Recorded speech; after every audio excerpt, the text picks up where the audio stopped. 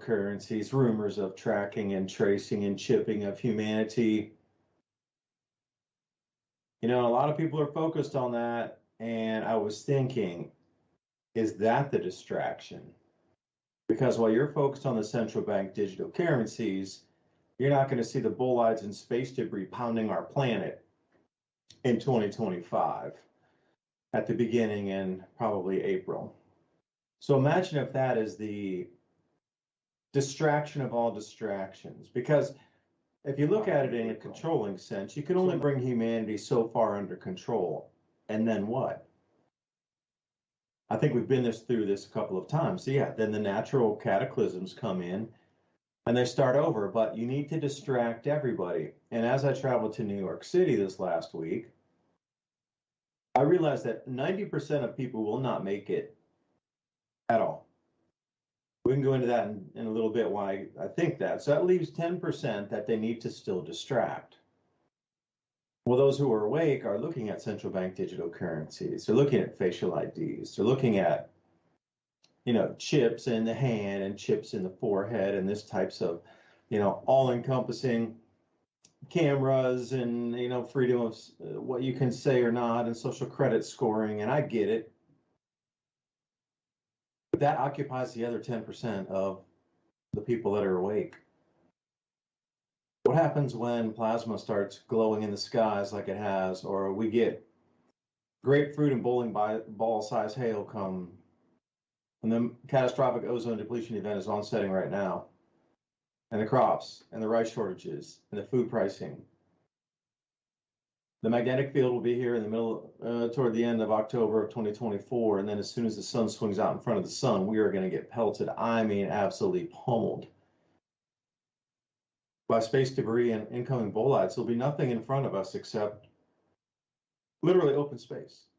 The sun will be behind us, all the gas giants, Jupiter, Saturn, Uranus, all the magnetic giants will be directly behind us, pulling everything directly into us.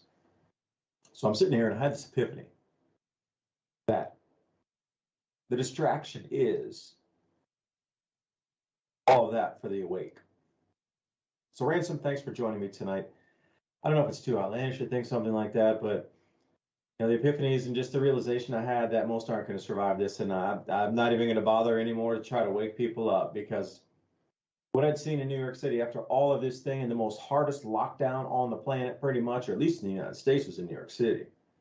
And people are just returning back to default like nothing happened. I was stunned, shocked, and the number of stores that had closed up there was just bizarre. Talked to a fair few business people, had a meeting, actually a couple meetings, and I was just, you know, mind blown, flabbergasted that business as usual, like wake up in your pajamas and roll down to the corner deli and pick up a terrible $20 egg sandwich in a bag and then go back to your flop house. This is like the default that everybody has moved back to. I just sit there and go, New York City, you can write that one off, you know. Perhaps it already has been. But anyway, Ransom, glad you're here tonight. Lots to talk about. Floor's yours, man. So you had the escape from LA, escape from New York realization while you were visiting there? Because I've been there a couple times, and all the way back into, I don't say, the mid 90s, I think the first time I went. And that's exactly what I thought in the entire megalopolis. I mean, it basically is. It's you have all of those inner cities near it too. It's not just New York City. It's, you know, you got Jersey and you got Baltimore and DC, and up you got Springfield, Massachusetts, and Holyoke. It's just big city after big city all along the coast there. And I think people forget how many millions of people actually live there versus the farmers to the west of them. So like if you're in someplace like Maryland, you got Baltimore and you got Annapolis and, you know, all the way down to DC. And it is heavily packed or heavily populated, you know, door to door neighborhoods, very compact. And then New York is on another level because it not only goes out in each direction in the two dimensions, it also, you know, skyrockets above you in the three dimensions, and people are living crammed in there. None of them really grow food. I mean, I don't know how they could unless you're really rich, because, people are paying $10,000, every couple months for a parking space, $5,000 rent for like a room with maybe a toilet and a small shower in it, and like a kitchenette. And for that kind of money, you might as well just go find somewhere in flyover country and buy an RV and just live out life with space. But I don't think most of the people there even picture the world outside of where they live, which is a high-tech metropolitan slum. And I don't think that it can ever be anything other than that, just because of the way that it's designed. It's just, imagine if there is a real food shortage. Places like New York now, however, they do get shipments from overseas, but when that stops, they're kind of dead in the water, and they're depending on all of these farm belts that are around them, because there's big time Amish country in the west parts of Maryland, and you go up in Pennsylvania, and you have all of these farmers in the rural areas. It's going to be an interesting future if any number of scenarios happens. And I'm counting in there a good possibility that we get struck by the sun, and the power goes out for half or more of the planet. I think that's a likely scenario. And the fact that, that they have thought ahead that this is a big possibility, but they chose not to update or do anything. And I want to get into that, because I think that's a key part of the Great Reset, is the fact that in the past 50 years, we have invented and used and created, and I mean we, because it wasn't just the global elite that did it, but the everyday average citizens of each country have created this disposable civilization. Nothing is meant to last. Everything gets thrown away. And, we've kind of set ourselves up for an extinction level event just on this premise alone, of the fact that we don't make anything that lasts, and everything is meant to throw away and destroy, including all of these new fads in green energy, because we all know that those big fans don't work. They break down, they get struck by lightning, they killed the wildlife. They don't really produce the amount of energy that they should for the cost. It's not even a cost benefit ratio there for anyone to ever, enjoy the green energy that's supposed to. And then on the other hand, you have solar panels, which are, great as far as putting on buildings that already exist. But what the green movement is pushing for, and they don't want to tell you this, is to make massive fields covering deserts, destroying habitats, creating a whole new weather pattern right over it, because the temperatures are different. And then in the long run, they get destroyed by hail. They're hard to clean. They're going to break down. And then let's admit that both of these are the most toxic inventions of supposed green energy that the world's ever seen, because all that stuff's going to get buried, thrown away. It's disposable. And that's also the same design for the entire food industry. Everything's meant to be thrown away. We can argue about the food-like stuffs, but the entire system is kind of moving to the trash industry, I guess we could call it. So there's less food, more trash. And if you think about it, when's the last time you went to, a grocery store and realized how much packaging it takes to create all of these products in there, when these same things could be grown near, close by, and that would solve all the problems that the just-in-time system has created. But that's all part of the reset. Like I'm saying, it's all designed for no one to know how to do anything. And I hate to tell millennials, but they ended up being the first generation of the disposable civilization, or the disposable people. And the reason I say this is because they were robbed from a real reality like any other generation. I would say from Generation X all the way back. The boomers tried to mess up Generation X, but thank God the great generation and the silent generation happened to be the grandparents of Generation X. So Generation X still learn how to be, engineers, create things, do things, work with their hands. They understand tools. They know how to use them. They know how to make them. They know how to farm. They know how to be a mechanic. They know how to do electrician stuff. They know how to be a carpenter. All of these things. But generation of the millennials is a different story because the boomers were their grandparents. So the sniveling hippie, the change in direction. And I'm not attacking anybody that had fun in those eras. That's not what I mean by hippie. I mean the fake birth of the green movement and some of these movements that are asinine in the description and the logic behind them because they never do what they say they're going to do. So all of these Marxist cultural revolution style campaigns that's been put on the American people and other countries in the West and we're trying to export that, is a temporary disposable generation of people that don't know how to do anything. They depend, all of their food and information literally comes in a box, whether it's the little computer box that tells them what opinions to have, or it's the little food box that gets delivered to them. And when all of these new, systems break down, there are going to be a large number of, what you would think of as the people that are going to save society, the people in the younger middle-age group and younger people. Those are the people that generally come to action, and because they were raised right and taught simple things and different stuff like that, a different culture taught them, they knew how to do stuff. But this new generation didn't get that, and they got robbed of that. So they were easily brainwashed into some of these cultural revolutions. But when these systems break down, that group, the group that generally in history pulls it together and brings people back from the brink of annihilation, whether it be war or famine or whatever it is. The builders, the people that are young enough to fight the wars, build the infrastructure. This time, it's a disposable one. They don't know what they're doing. They don't know.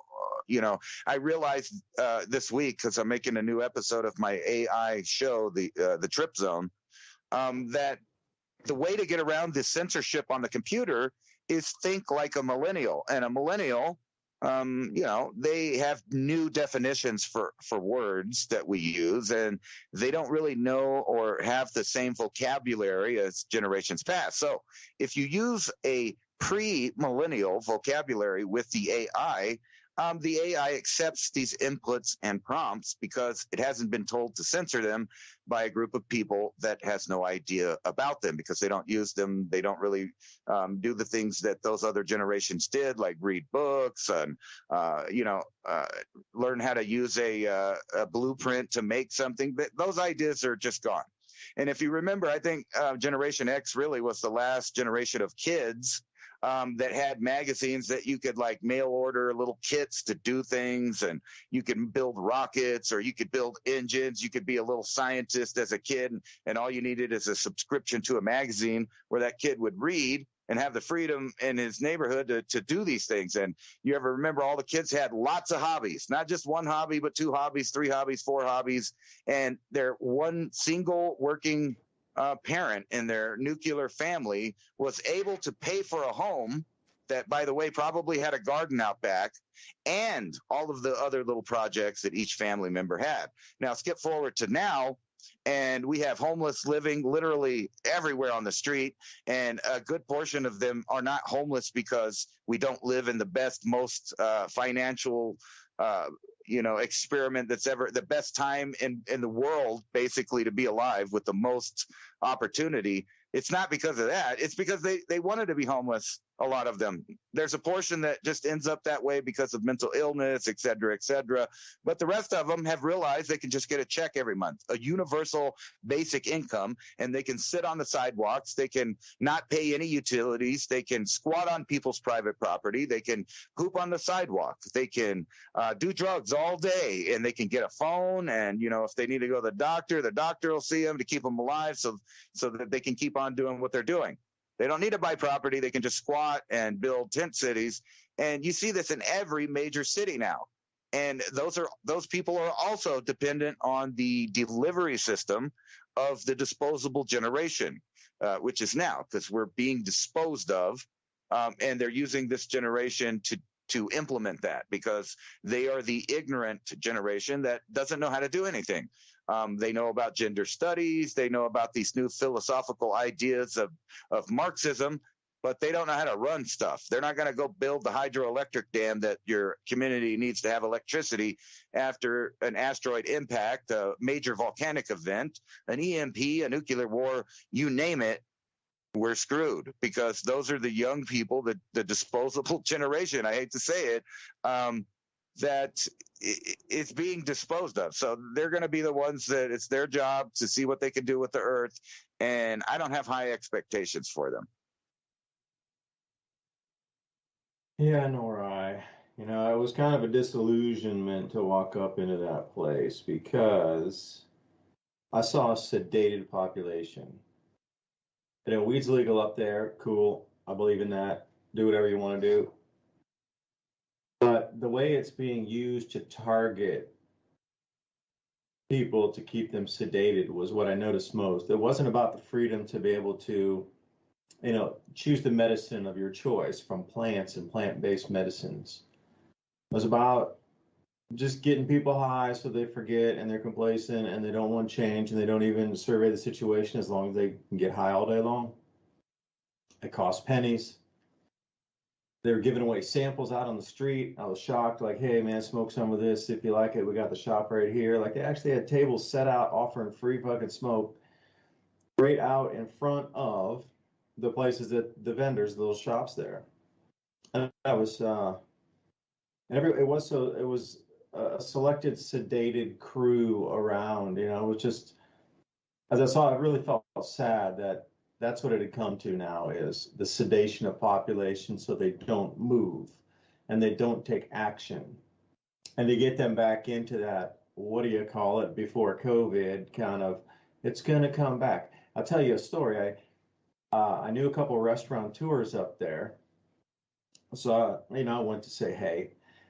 And we were talking and we were staying outside. It was coming around like 6 o'clock. And I was like, hey, you know, what time's your busiest time?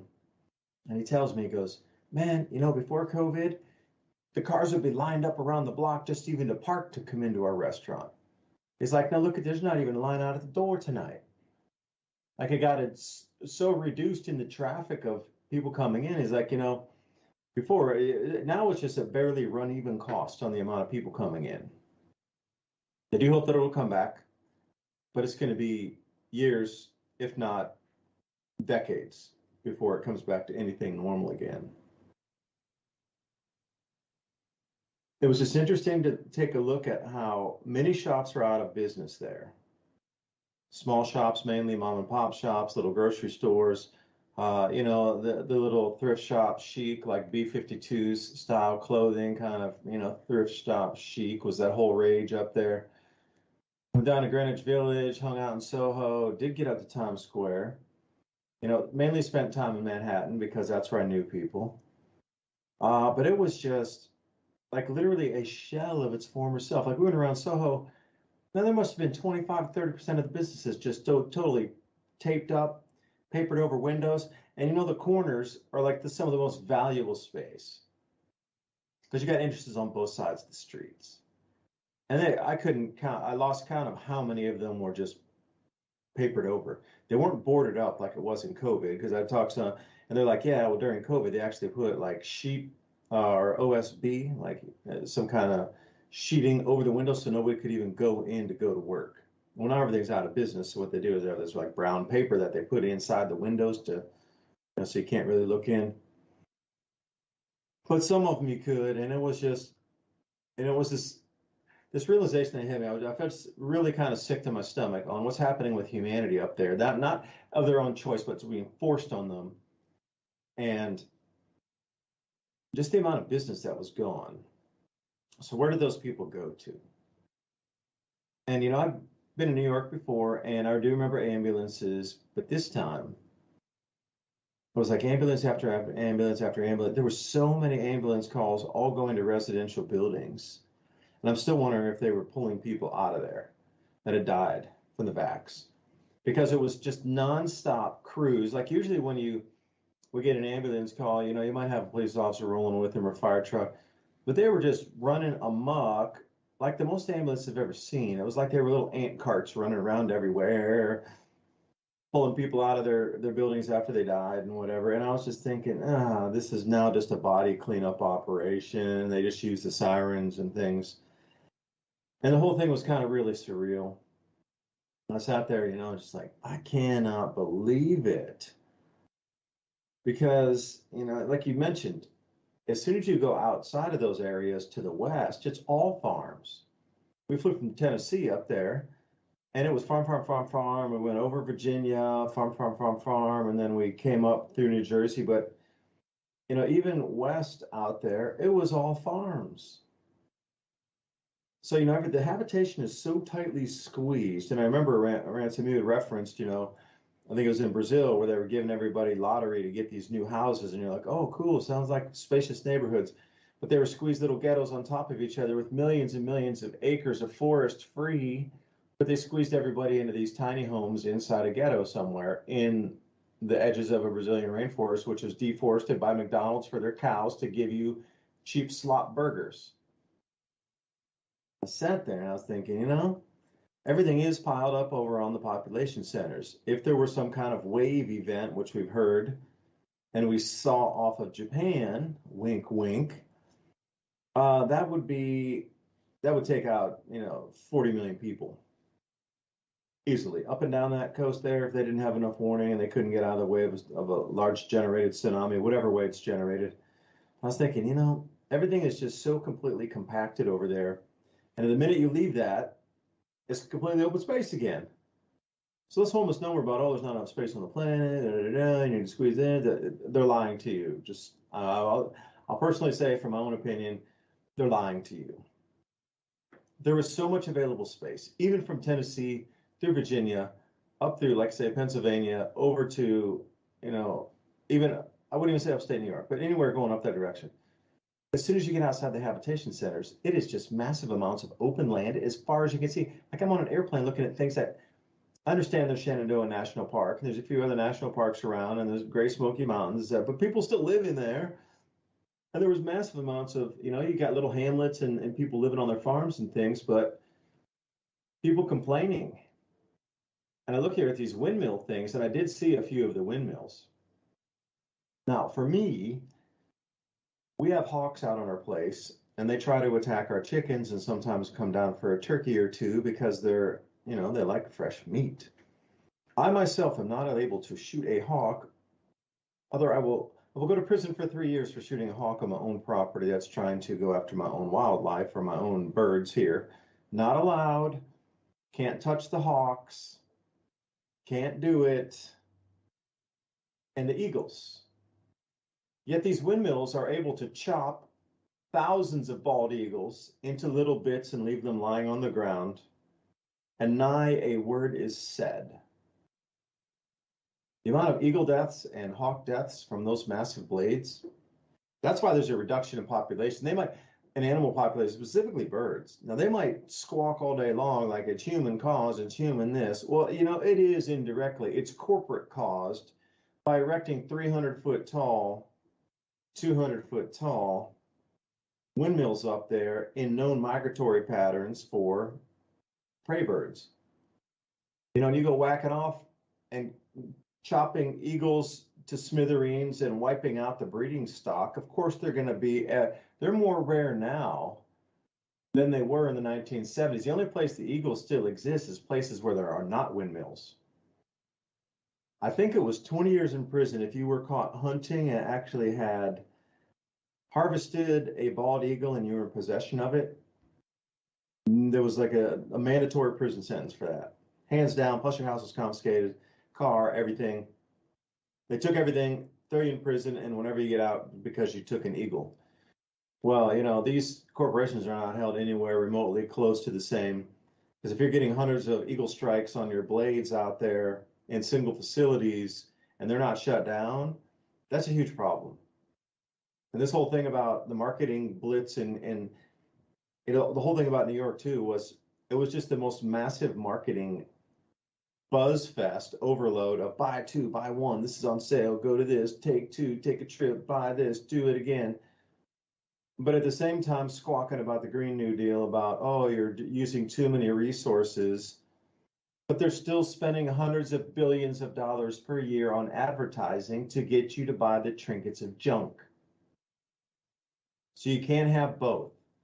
You either have a society that stops advertising because we need to consume nothing more, because we're at the edge of collapse for the 16th time in 30 years, another year, and it's gonna, ice caps are gonna, all the humans, they're gonna be extinct if we don't stop the tennis shoe trade. The poor little rubber trees, man. I wish I was a rubber tree. Then I'd be working for Nike. You know, at least rubber trees are guaranteed employment. They're always going to be working for Nike. The thing is, if you're a palm oil tree, you're always working for Nabisco, because they always need the palm oil for their junky foods in the boxes that'll make you sick. But the diametrics that we could go through dozens of these tonight, and I'm glad, Ransom, you brought up a few of them, like the massive kill off of wildlife. Can you imagine being an insect and flying into a solar panel facility that's like 500 acres? Can you imagine the eyes of those insects? They're blinded. Birds as well, just the average bird, not birds of prey like eagles or hawks, but just any bird that would fly in there, and they go in and suddenly and they can't find their way out. They have thousands of birds die in these facilities every single week.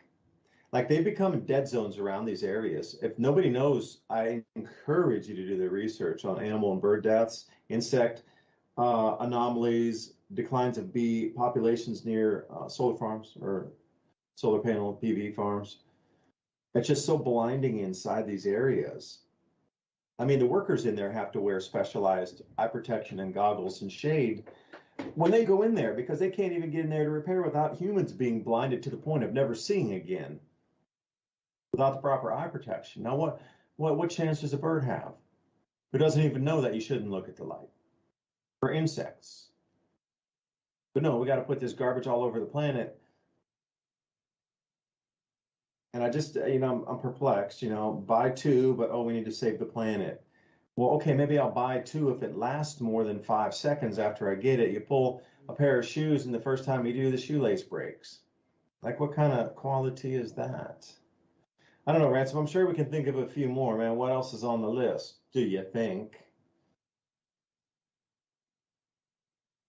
Actually, just speaking about, you were talking about those animals that are unfortunate to come across these man-made contraptions.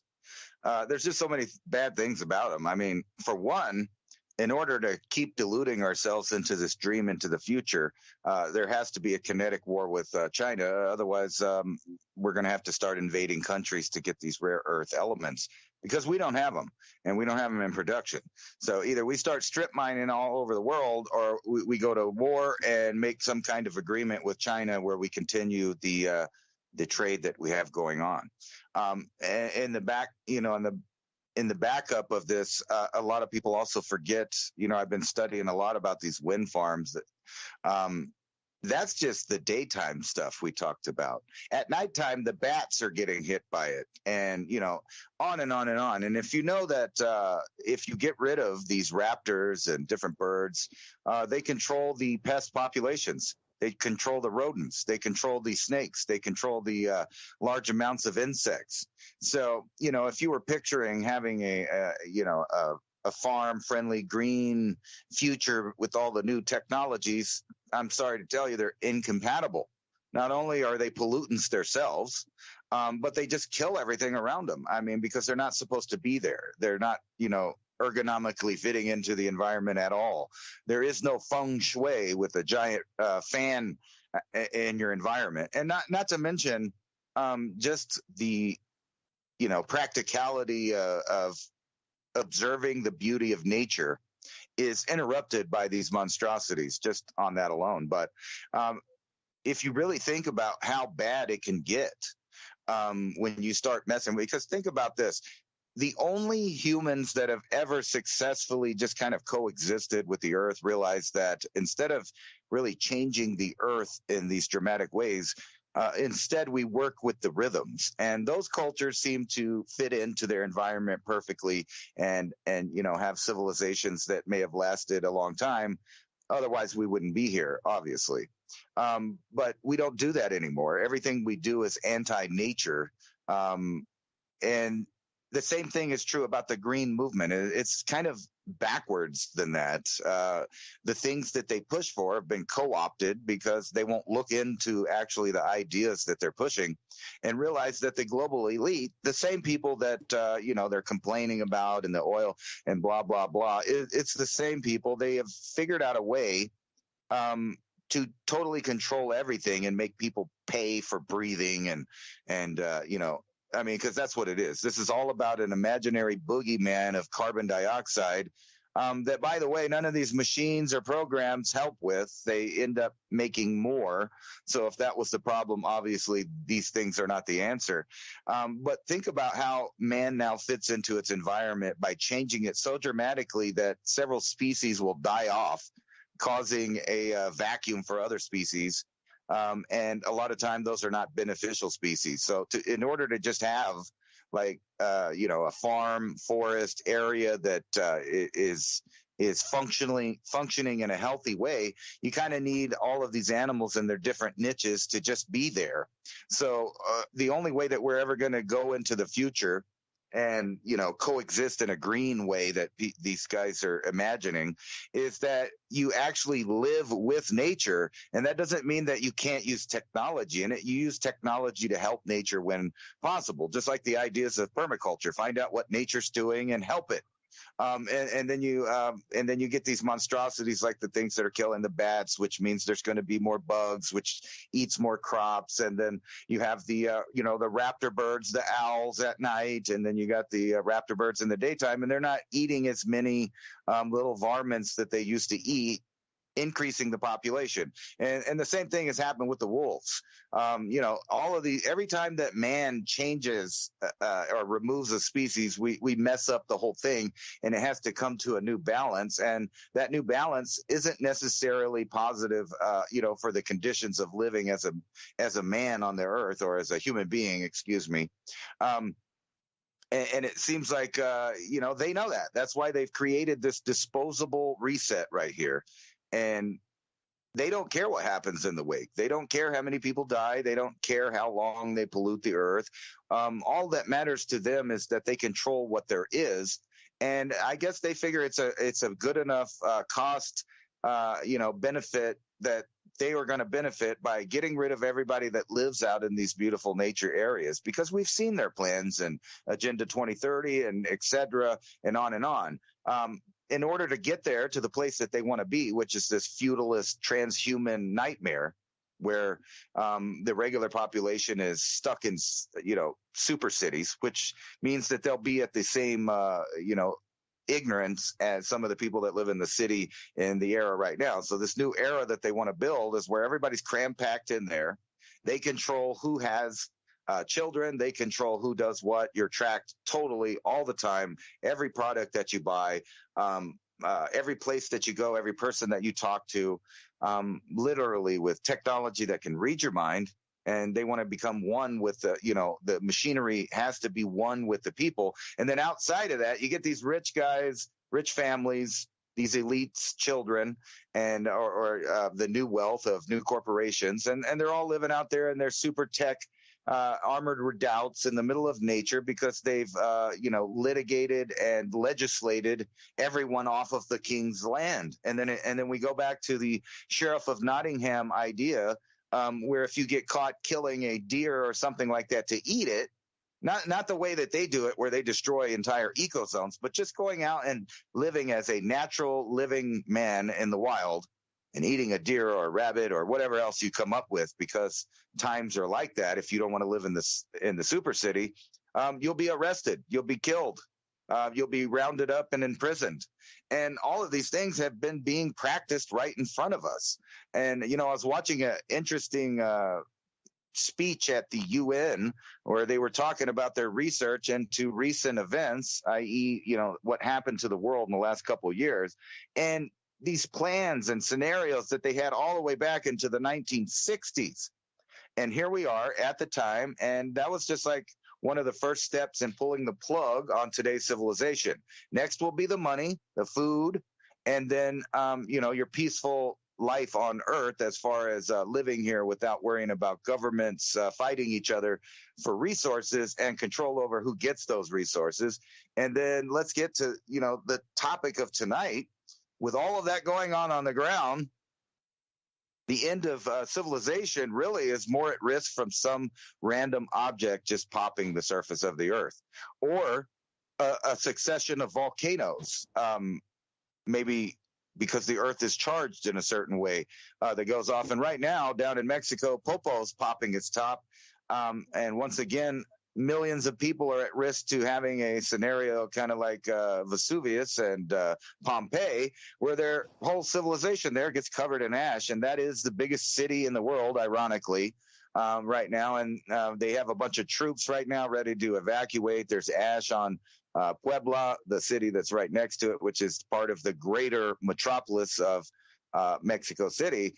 And then you get into this weird coincidence that if you just take a second and look around the world at all of the major metropolises, they just so happen to be on some kind of natural disaster zone for the most part. You can just look around the world. There's either a volcano, they built it on a fault, they're in a hurricane zone, they got tornadoes. Like, whose idea was it to build Dallas, Fort Worth, and Houston in areas that get hit constantly by disturbances? Why would they do that? Unless from the beginning, the planners planning already knew that this phase of civilization was just a disposable version for their ultimate goal, which they've wrote about since the early 20s at least, their progressive views on how they can use eugenics and technology to form and shape the future of mankind going forward. Yeah, I would agree on that. When we take a look at the amount of volcanoes going off right this second, yeah, Mexico City and then Etna today, and Shivalush and Bismiani, the sulfur dioxide still continues to spin around the planet, cooling ground surface temperatures. And scientists are baffled why. Gee, they don't want to put the correlation of sulfur dioxide can cool temperatures, and it already is, because they want to take credit for that. So as we march forward, I could believe that with all the volcanoes going off, they're going to start to admit more publicly that they're doing geoengineering programs to take credit for the cooling that's occurring naturally. Because I always knew this was going to be baked in the cake eventually. When we come into this grand solar minimum, weather patterns are changing, cloud cells and jet streams are in new places, that the Earth was going to begin to cool in some regions. Now, I would encourage you, anybody out there, to go to Tropical Tidbits. And Ransom, this would be a great graphic. So let me see if I can talk at the same time. And it's tropicaltidbits.com. If you go to the forecast models, what you want to do on the left side, there's something that says thermodynamics. That means heat. And you want to go down to the 2-meter temperature anomaly. And it'll bring you up this map that has reds, blues, and purples on it. Then you want to click over into the regions section, and you're going to move with all these maps. Just scroll to the bottom and go to the world. And as you do, I would like you to focus on the southern hemisphere and go way down to Antarctica. And wow, as I'm looking for the next month, it is 30 degrees Celsius below the normal temperature. So which one did you say to click on? I have it open. Link real quick and see if you can open this up. Okay. You want to click on thermodynamics. After you go to Tropical Tidbits, you go to the forecast models. I just sent it to you there. GFS model. Just sent that to you in Skype. And when you go on to that forecast model, up at the top section there's a little tab, forecast models. And then you want to go to the thermodynamics. That's a super important thermodynamics. Then you want to go to 2-meter temperature anomaly, which for English speakers is the ground temperature at 6 feet, how much warmer it is or how much cooler it is than the normal on the last 30-year average. And then it'll bring you up to a bunch of maps. If you take them down, then you go down to the world map, And if you focus on Antarctica, and you can take that little slider bar and keep it moving forward, June 4th, June 5th, June 6th, June 7th, June 8th, all I see is 30, 25, 30 Celsius below normal across Antarctica as far as the eye can see for as far as this forecast goes out with GFS model. This was forecast anyway with the Hunga Tonga eruption and all the extra water vapor in the southern hemisphere blocking sunlight. In addition, ozone breaks down faster when it's colder. So the breakdown of ozone higher in the atmosphere just doesn't occur because it lands on an ice crystal surface. It has to have extreme cold before that chemical process can really actuate. And for those of you, I've said it before, the O3 molecule is ozone. It's 3 oxygen atoms bound together as one molecule, and it's O3, not O2, like the gas we breathe. That's why some people use ozone generators, because there's an extra oxygen atom bound to that. So when that lands on an ice crystal way high in the mesosphere, say 35 or 40 miles above your head, sometimes it just won't break down because the temperatures are not cool enough. You might have every other condition correct, but the temperatures are not low enough for it to happen.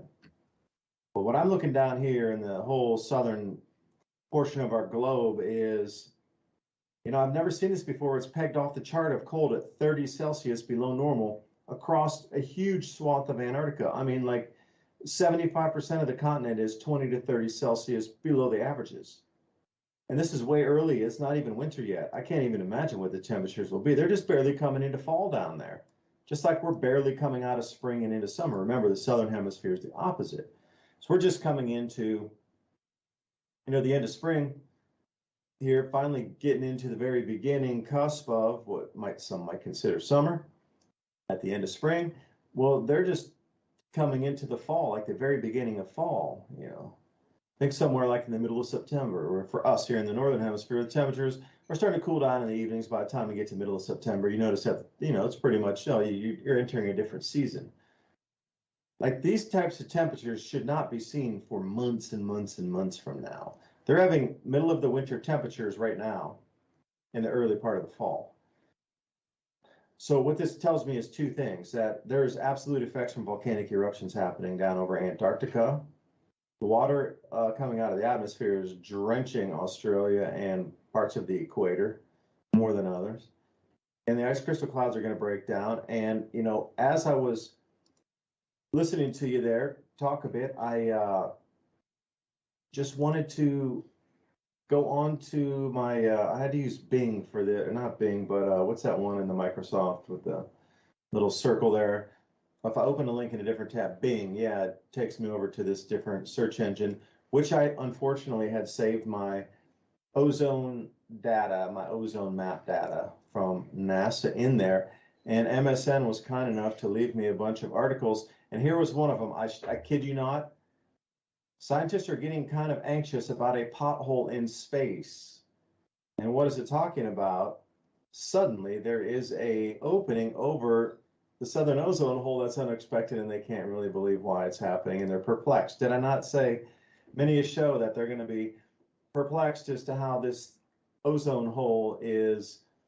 They're trying to blame it on the magnetic field of the planet, not anything to do with water vapor, because that would tell me and you that, whoa, NASA, you knew this water vapor eruption after the Hunga Tonga eruption, what, a year and a half ago, a year and 4 months, and you didn't tell everybody?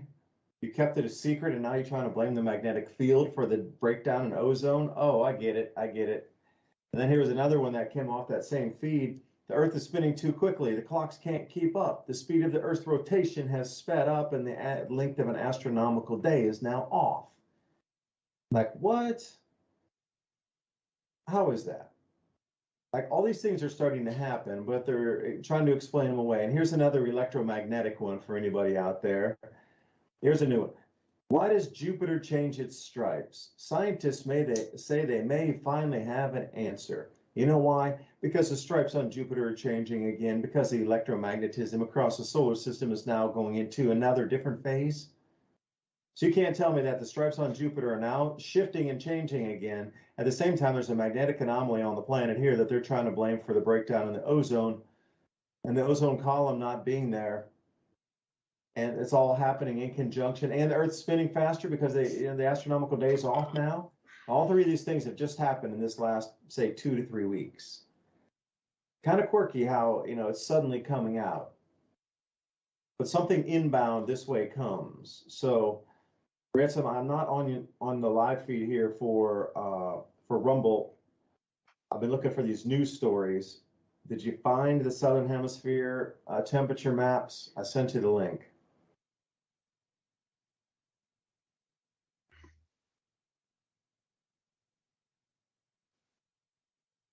Yeah, I was showing it while you were talking there. Here it is. That is so rare, so unbelievable, so far out. Is it like everybody always talks about the Six Sigma event as so many orders of magnitude above anything normal. What we're seeing here with all this hype about global warming, and we got the coldest temperatures pretty much ever seen in Antarctica this early in the year ever. Not just once, but twice, but it's the consistent now that something has run away and broken. But I don't know. Here we sit at the end of the year. It's going to be a catastrophic ozone depletion event. So I talked about this last week. Just get ready for it. There's going to be a lot of crop losses, insects, crazy sea life. And I was asking a friend of mine who lives in New Zealand, can you send me some articles in your New Zealand news that show something that's off? So let me see if I can pull it here. I'm trying to go through my feed real quick. But he ended up sending me a couple stories about sea life not behaving correctly down under, if you will. It was actually in New Zealand. And oh yeah, are New Zealand's marine heat waves a warning to the world?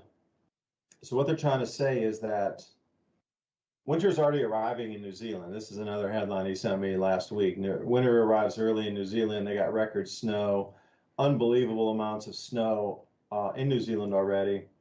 And if I crack this one open, the seas around Aotearoa are heating at an unparalleled rate, so all the sea life's being affected. Things are beaching themselves.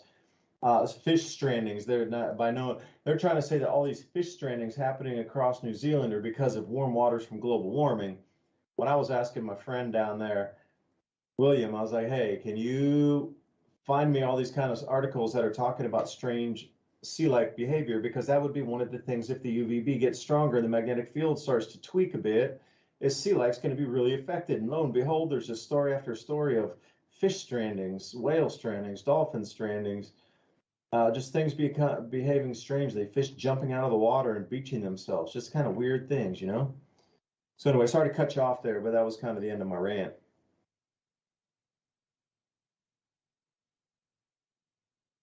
Well, I think that maybe the good thing is if our magnetic field is doing that, we're going to be getting more incoming particles charging,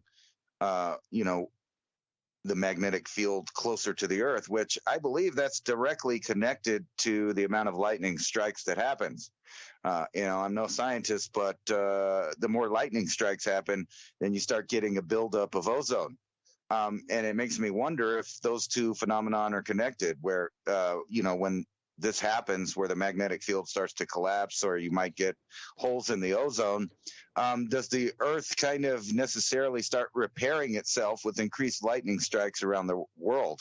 I don't know that. That was just a question I'm asking. But, it is bizarre that, I guess it's not bizarre. It's just bizarre because we live in these times. But having all of these things potentially happening in our lifetime. And then I kind of go back to the generational thing because, I grew up reading Omni and Popular Mechanics and all of this stuff, talking about all of these ideas and what I thought was the distant future, reading all about volcanoes and impact strikes, bolides and asteroids and etc. And one thing that is, obvious is eventually one of these things is going to happen. When you're a kid, you just put these things back in the back of your mind, like anything else. It's nothing you can control. And we're still in that position as adults. The only thing is now I'm realizing that I may get to see one of these things I read about as a kid happening in real time in my lifetime, which will be something to behold, I imagine. So, just looking at the Popo, I'm not going to try to say the whole name, but the Popo there in Mexico City or near it, I got a chance recently to visit that area, and it brings, to mind the idea that you have the city of Teotihuacan there and unknown people that were building that city before the Mayans, like 100 years or so or more before the Mayans laid the first brick of any of their cities. Somebody lived there. They call them the Teotihuacanos. At first, they said it was the Aztec. Well, the Aztec came in and found it and gave it a name. The Mayans didn't build it. So there's this mystery people that built it. And, they didn't even uncover most of it until like 1806. It was completely covered in sediment, mud, maybe even volcanic ash. Who knows? They cleaned it away. I don't know if they did a study about what the material was made of. But lo and behold, when they got down to the bottom, they find this miraculous city that has been repaired several times, and a giant pyramid that directly is prominently talking about the solar system, the sun in particular, and the cycles there. And this thing has, I don't know, 5, I think, pyramids inside of it. And the more you go inside, the more megalithic it becomes. In fact, the temple of Quetzalcoatl, which I usually associate with, I think is something that people not only saw in the sky, but happened at the same time as other things, as a lot of myths get started. This is supposed to be a feathered serpent in the sky that came down from the sky, and one idea of it. And I'm thinking, that could have been reference to some kind of bolide hit at that time, talking about stuff. But you go back to what looks like a megalithic city that goes back even further than they're giving it credit for there. And it's a whole complex dedicated to the sun, not unlike all of the other megalithic builders around the world that, in my opinion, are pre-Diluvian remnants of a more technological advanced civilization than we've ever given anybody in the past credit for, obviously, by looking at what they made. And you get all of these temples. They're all dedicated to the sun, which means that the people then, and keep in mind that these people most likely had this 52,000-year calendar, or at least reference to it. So they have the information about cycles. And I would imagine that every so often within this cycle, Earth is in a vulnerable position. And when that happens, events happen. So I don't think it's an accident that these things, and it's ironic that that same volcano is taking out the same area that it did in the past. So this was a big civilization that lived at Teotihuacan, and it's just a little bit north, I think, of the volcano. Completely covered, gone before any of these people you hear about when you're hearing about the American cultures, the Mayans, etc., the Toltecs and the Aztecs. Before all of that, there was a big city there. We know that.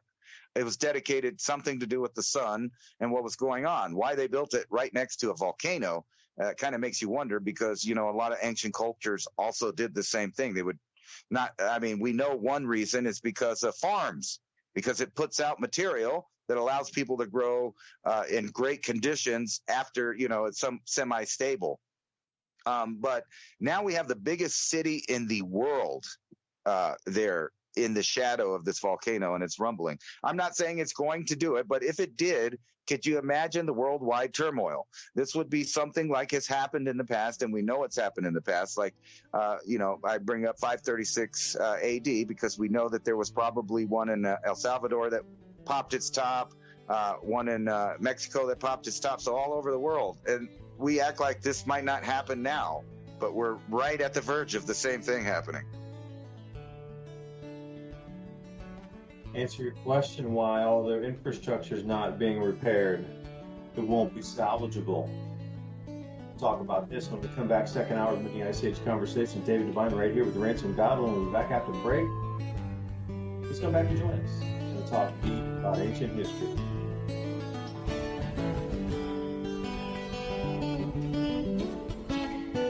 You're listening to Revolution Radio at freedomslips.com. And we'll be right back after this message.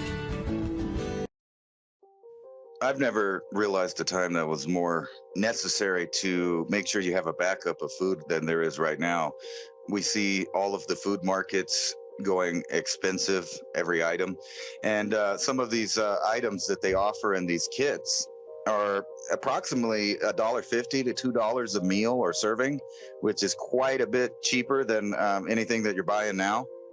I'm really interested in the protein pack, because this is where, even if you're gardening and you're not going to have these proteins, but you can stack them back. And this thing has chicken, beef, eggs. So it has a lot of protein that maybe you could mix with the stuff that you're growing. I'm really thinking that this summer is going to be starting all of the hard times as far as it is for people with food. So I think this, beyond any other time that you've thought about buying storable foods, is probably the occasion to give yourself some insurance so that when hard times come and the trucks stop coming, you have a backup plan. At least you have nutrition to get you by. And some other people are not going to be doing that. They're going to be having difficulties and maybe even finding themselves in aggressive situations with hundreds of other people trying to get supplies that are no longer there. And these kits have everything. Fruit, you got the meat. It's all stuff that you're going to need to survive. The insurance that people need right now, I just don't think there's ever been a comparable time other than maybe when, we had soup kitchens in the 20s and right again in the 40s when things were becoming thin again. And we're in that time now. And when you start looking at world events, you can see that the food supply is going to be tied up with multiple different events around the globe. And you don't have to worry about those things if you have this taken care of. You can get 6 weeks, you can get months, depending on the size of your family. This is definitely insurance for survival, because other people are going to be fighting over the scraps that are left at the store, and you don't have to do that. Yeah, you mentioned something there, the seeds as well, to be able to grow some of your own food in addition to having stored foods. But when it goes down, it is going to go down, and things that you think about it right this second. Everybody's talking about buying gold and silver as a way to hedge against inflation or be able to have something to be able to pay your property taxes in the future. With the devaluation of the currency, well, it will be the exact same thing. Now, do you have enough money to buy an ounce of silver? Perhaps you do. It's the same thing with food preps. The 1 week kit compared to something like a full 6 weeks kit or a 12-week kit. Even if you get just one small minimal thing to add to your stack. I talk to people who prep all the time. It's always about tools, storable foods, water filtration, and a way for you able to store water and filter it at the same time. Because if you can get that closed loop enough, there's always going to be somebody that will help you garden with those seeds. Heirloom seeds is where you want to go. Heirloom open pollinator seeds. Because at the end of the day, when you collect those seeds at the end of your season for growing, you want to be able to store those and then have them so you can replant next year. I think that supply chains are going to start constricting even further. I mean, look at the way that the world laid out. These really incredibly complex supply chains are now starting to fracture in the middle of everywhere. Political strife. We didn't even talk about the ozone depletion event that's going to wipe out food production further in the Southern Hemisphere. The tipping point. Humanity's here. We're seeing it everywhere. So how do you protect your friends and family? Because you got to think everybody has survived. We would not be here having this conversation if people had not survived the last 8,000 or 10,000 years of events that were far greater than what we're going to experience. It just takes a little prepping, a little bit readiness, and I do believe that we'll be able to get through this. When we're talking about these seeds and the storable foods to go with it, you're going to have to probably invest in both of these ideas. When you go through the list of the seeds that they give you, these heirloom seeds, they're the best type of food that you could possibly get or grow yourself. But you have this backup of the food storage that lasts 25 years. And that's heavensharvest.com. Use the code ADAPT at checkout. That's ADAPT. Take 15% off. While we take that short break here at Revolution Radio, freedomslips.com. And yeah, we're going to get back to your host. Look at the past possibilities of solution right now in this world that we're living in. Most of it is going to be distraction because all the natural events are more scary for governments to control people and keep them in line until the event happens. But what's the best way? The carrot and the stick. We have all these volcanoes erupting, and just before we went on the break, I went to one of my favorite sites, watchers.news, and that's WATCHERS.news. And what it is, it's a consolidator site for extreme events. Now, most times they're focused on huge fireballs, huge hail, earthquakes, volcanoes, and anything strange like massive floods. Otherwise, you have to go somewhere else. If you're into this type of news, this is the site for you. It's absolutely one of my favorites. I check it every day, or at least every other day, to see if anything new is popping off around the planet. And we forgot before the break to talk about the Democratic People's Republic of the Congo. Remember, there was quite the large eruption about 2 years ago. Was that Naima Logira volcano, another one, super volcano, one of the largest in Africa. And it's firing off where you can see the red emissions from 60 miles away. So lava's coming down that one. Colombia, there's a huge amount of volcanoes going off around the planet right now.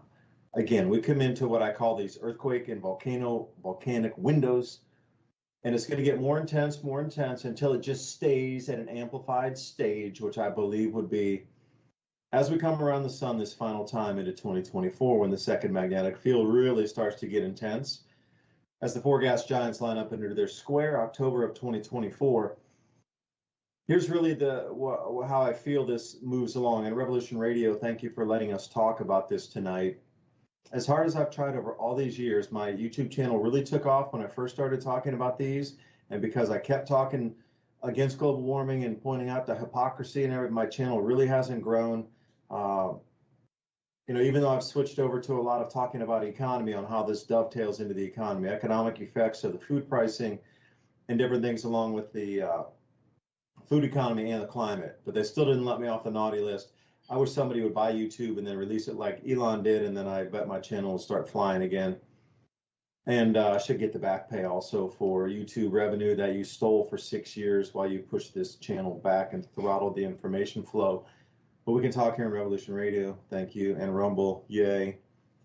So as we come into this magnetic anomaly, what you're seeing now with the amplified effects of all these volcanoes and earthquakes ticking off everywhere, that's going to be the average state of it, and it's going to increase another 1 or 2 steps up from here. So what we're seeing right now is, in my opinion, probably the least amount of volcanoes erupting at any one time that we'll ever see on the planet for the next 4 years. And volcanoes and earthquakes go hand in hand. At some point around October of 2024, it's very possible every single volcano on the planet is going to erupt at the same time. This makes sense if you look further back in time with the global liquefaction event, and otherwise, others have done a huge amount of research on something called a mud flood. Now, again, the more credence there is to ancient history, look at the more mainstream media try to label it as a conspiracy theory or hocus pocus or a bunch of dudes living in their basement with their parents' house that are doing research. This makes the most sense for me. Because if we come into this amplified event where every volcano or most of them are going off and we got earthquakes everywhere, you're going to have liquefaction events going on.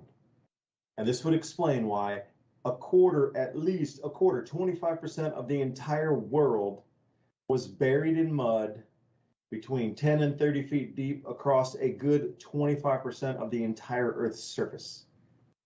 This is why those researchers that are into the mud flood or global liquefaction event, I'm not talking about Tartaria, I'm just really going back about 400 years. Why did they knock door entrance ways into the second floor? And now with our modern excavation equipment, we can tear away the soil in the earth, and then we find an entire floor underneath that, or 2. I mean, you got to realize back then they didn't have excavation equipment. So if there was a city there, much like Mexico City, and it was buried up, because one thing as a kid, taking history lessons, which we used to learn about history in school, I was always taught they would build on top of the previous, city, and I kept thinking, how could you do that? If there's already a building there, how do you build on top of it? Is one of my questions, but I never got a logical answer. except that they built on top of it. And I'm like, well, wait, you have to tear the building down to build on top of it. No, they just build on top of it. You get all these cultural layers and things. Well, how do you do that? If indeed this cycle, every 400 years, comes back and throws a liquefaction event onto the planet and a portion of it gets buried, Ransom, I'm going to answer your question. Why don't they want to repair any of these bridges or roadways or whatever it is? And they've let it rot into oblivion for the last 50 years. They can't. They're not going to. If I'm predicting a global liquefaction event as early as October 2024, imagine if you had the data and you knew for a fact where it would be most heavily influenced. You would not repair the infrastructure. Why would you? You would just let it go, knowing that it would be destroyed and covered in mud or whatever kind of sand or sand, water, mud mix, whatever. There's a huge amount of combinations of what the earth can throw at us in terms of liquid movement of what you consider muds and dirts and sands and clays and rock. You ever watch those videos that come down when landslides come down? It's like the entire mountain turned into liquid and it's just rolling down. It looks no different than a river does, but it's of rock. And you're just like, how did it all chip into that small thing, keep rolling down? The Earth's so magnificent. And we are only on the very surface of the crust. Now the crust will go down, at least the research I've done and more researchers that have done more research than me about this liquefaction event. It's usually just the top 1 mile or 2 miles of the crust are affected electromagnetically, but then going into a little bit deeper research, back to the story of Noah.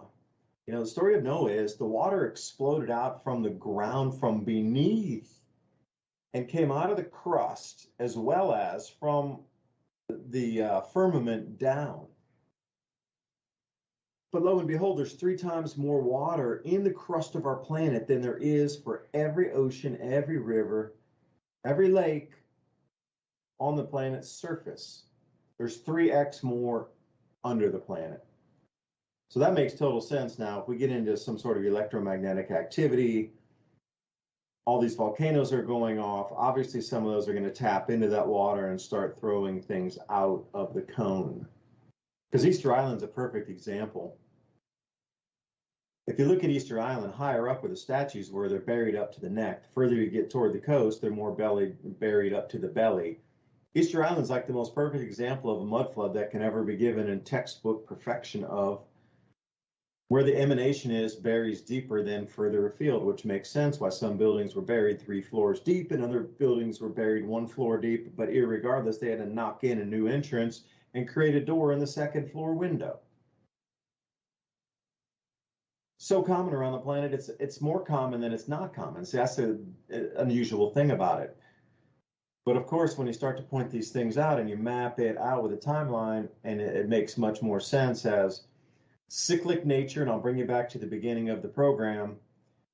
Everything we're seeing now is a distraction because I just can't see the governments of the world, as inept as they are, to come this full circle to be able to control every human being on the planet when the central bank digital currencies failed at rollout in Nigeria. To be able to track and trace every human to that point and put them in human zoos and control them to the Uber, where every thought, every whisper, every hush is totally controlled. And then what? I keep coming back. And then what? Okay, they accomplished their goal. And then, or is that the distraction because all these natural events are coming in? Because remember, the people who are focused on the CBDCs, the track and trace, the chip, the social credit score, those are the 10% of the aware and awake people on the planet. The other 90% are already sheep that will be sheep as long as they live. No need to even try to disguise anything from the sheep. Doesn't even matter. Won't even work. Who cares? They're going to be sheep forever. The real programming, no pun intended, with CBDC's programmable money is to program the aware and the awake's minds to avoid, they'll look up and there'll be bolides rolling through our atmosphere. You were distracted by the CBDCs when the most bolides in sky and space debris came ripping into our planet in the last 2,000 years. Yeah, you were distracted with CBDCs. Oh, hey, look over there. Here comes inbound asteroids. Ransom, I know that was a lot to digest in the first momento, but it does seem like a huge amount of volcanoes are going off, especially the Democratic People's Republic of Congo. You got places all over South America. You got things in Asia. It's just going off everywhere at the moment. I think it's going to increase. Just thinking out loud. Well, it may indeed increase. You know, I kind of said that we might be on the verge of that, or at least I hope I said might or could be, because, you know, we could go another 1,000 years on geologic terms without any major thing happening. However, it does seem like we're right at the vulnerable point in history and cycles where these things do happen. You know, and the reason I brought up 536 AD is just for that reason. Something happened. And there are theories, and it's kind of backed up by the Greenland ice sheet, that there are cosmogenic particles in the layer of ash and things that were going on. So we're pretty sure that there were volcanoes going off in Europe, Southeast Asia, the Americas, maybe even more. And these were all going off at the same time, and it just created a dark, crazy time period in Earth's history, where places in China were losing 80% of the population, things like that, all over the world. Disease, darkness, no, you know, farms were being grown, and something like this could happen today. It could happen, and it may indeed happen. But if it happens, what does that look like for today's world? And that's kind of where I was going when I brought up that we're kind of in the disposable generation. And everything that you see, from infrastructure to the minds of the general public, seems to be put in that position of disposable. Like nothing's designed to really withstand anything. And it seems like really what we're doing right now, as far as the civilization, is getting out all the beta programs for after the next something that sets humans back, because we know that they happen. It doesn't matter if you're talking about volcanoes or bolides or, you know, the things hitting the earth, or even things like that. And, you know, you were talking a little bit about Noah's Ark and how the water may have come. It seems like, you know, we did literally have a worldwide flood. There's kind of no real argument in that. Almost every civilization on Earth and not only, you know, prehistory, so to speak, like when you're talking about the Sumerians and their cuneiform writings, the Epic of Gilgamesh and everything like that. We have all these stories of this great flood, and it fits in right at the time period we think that these impacts may have happened in the Younger Dryas. So again, there's a cosmogenic, you know, portion of this story that happens each time, it seems like. So if you're talking about 536 AD or all the way back to, you know, the dinosaurs going extinct, no matter what it is, it seems like, you know, there's a certain time that whether or not the planet is charged or the sun is charged or what it is that's going on, that these things whip in and go nearby or pull on the earth or impact the earth. And it causes a domino effect of things to happen. So let's think about the Younger Dryas. We're in an ice age. All of a sudden, it seems like some bolides may have hit in the Americas, maybe even blowing up above it, or some of them impacting, melting these massive glaciers and ice sheets. And then afterwards, there are papers about how, you know, with all of the flooding that would have been coming off the mainland of these things melting, and the disposition of the ice and water and mud, rocks, boulders, etc., pouring off into the Atlantic Ocean there, might have triggered a kind of like the recycle emblem of tsunamis bouncing back and forth in between the Americas, Africa, and Europe. And if you imagine this going on at that time, it would have seemed like a worldwide flood. So boom, it seems like the water's coming from below the ground off the coast, and it's just coming up on ground, and it's flooding everything, and shit being knocked down, stuff's being knocked down, excuse me. And then days later, it happens again, because this massive amount of energy is finding some place to equalize, and it's going back and forth. So it looks like there may have been a massive tsunami coming off the Americas that hit the European areas and African regions, which bounced back off of those continents, sending off another tsunami back at the Americas. So this might have happened back and forth there, and it's connected to cosmogenic material. So we think something might have hit the earth. And if you think about the amount of kinetic energy of the oceans banging against the continents there in these massive tsunamis, you could think that that might trigger some kind of, cracking or displacement of the land itself, aside from earthquakes or anything like that. Just the movement of this massive kinetic energy going back and forth. And then also the erosion effects that would have happened. So all of these, and then you got to remember all of this area that was exposed, that was above the ocean in those time periods, no longer there. Which, so you can think about massive amounts of areas where human beings lived in those times, just gone. One day it's there, next day it's an ocean, because all of this, new water is. Now we're in a unique situation now where there's no ice caps. There's not a massive amount of water to worry about that kind of worldwide global flooding. However, if a bolide were to hit today, we would be looking at something more like massive winters, which may cause, ice buildup and stuff. And think about that. Any of these things that happen, whether it's a volcano, whether it's an impact or a giant earthquake, the main destructive force seems to be this massive wall of water that moves around in a tsunami form. And you were talking about mud floods and stuff. There's a lot of evidence that the city of Pumapunku and Tiwanaku were just there one day at the edge of a giant lake, and then the next minute it was the lake pushing over all of their civilization there, just knocking it right over. And you can go there today, and there's these giant mud pillars that stand with these giant megalithic blocks still sitting on top of it, where you can see that the massive amount of force of water, mud, and things moving along just knocked out an entire civilization that was built there. And we're not talking about a disposable civilization like today. We're talking about megalithic blocks that were seemingly designed to withstand massive earthquakes and things, and they got knocked down and moved out of the way like toys. So now think about today's infrastructure on any one of these events. And keep in mind, like I said, a lot of the major metropolises of the world and seaports, things that have to do with the economy and feeding the world, are built on natural disaster zones, and they're built with the technology of disposable.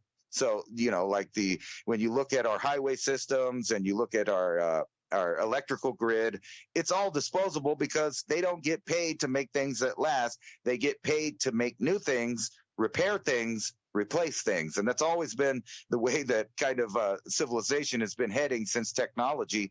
And you can see that they don't care to lose things because they can build new for cheaper.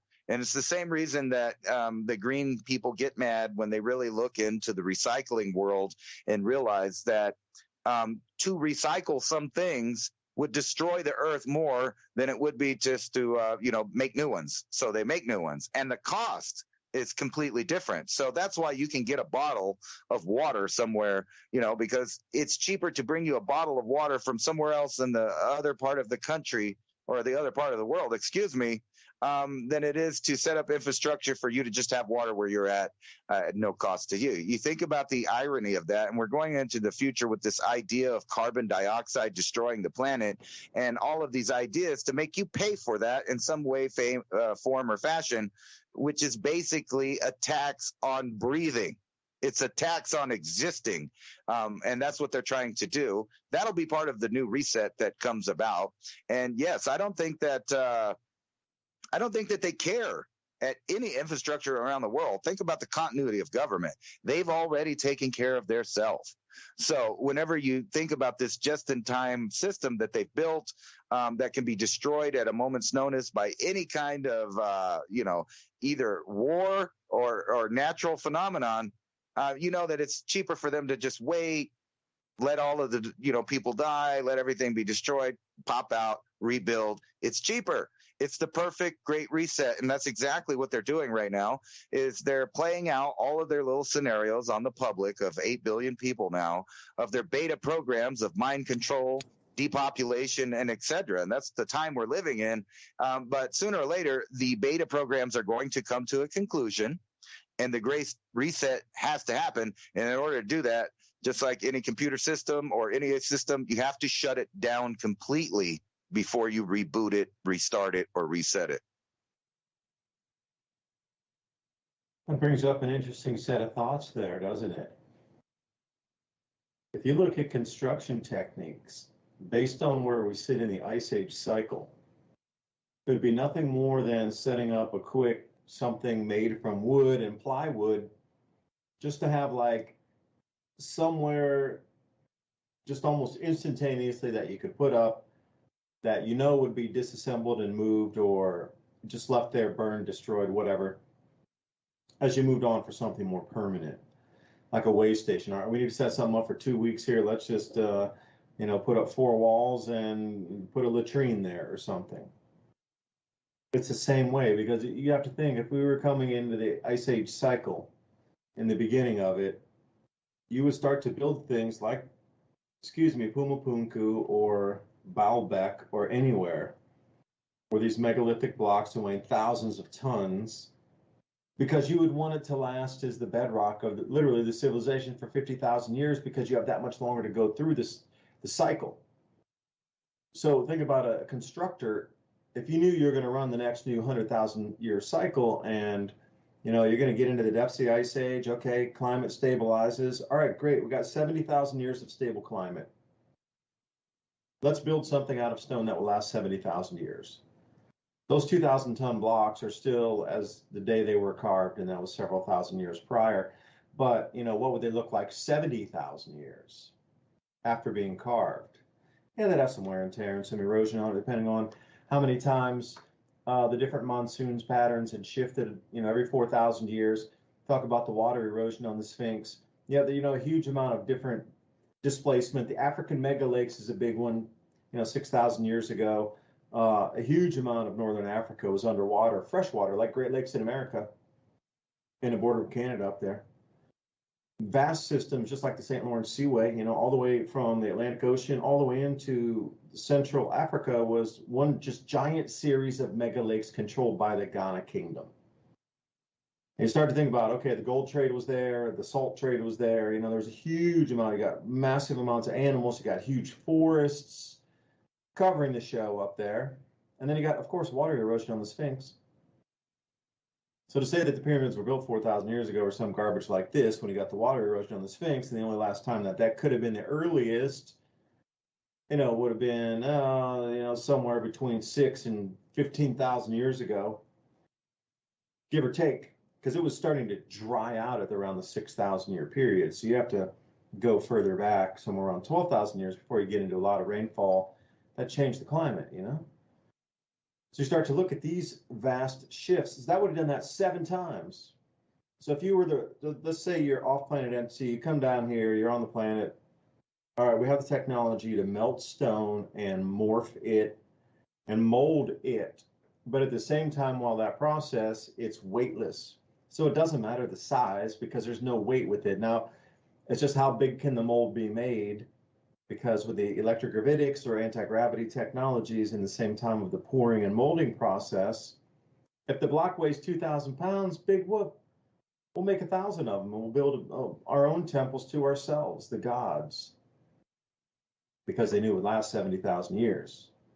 But now we come into this last 2,000 years, 3,000 years, whatever, we're slipping back into an ice age. Now, it's not going to happen tomorrow, but we are at the end of this interglacial period. You can see why there's an all-out fire sale with the civilization, the quality of civilization, the education of the civilization.